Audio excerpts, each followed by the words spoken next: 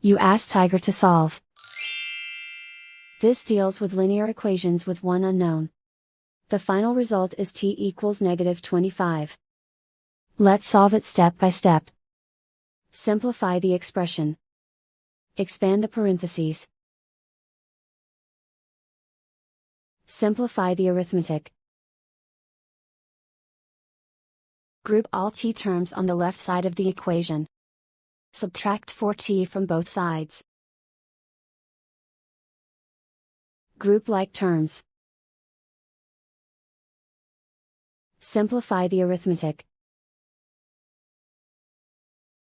Group like terms.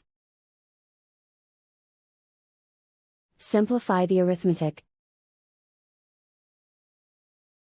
Group all constants on the right side of the equation. Add 1 to both sides. Simplify the arithmetic.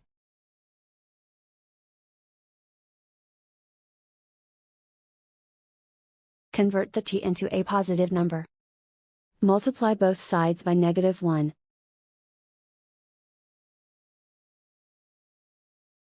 Remove the ones. Simplify the arithmetic. And so the final result is t equals -25.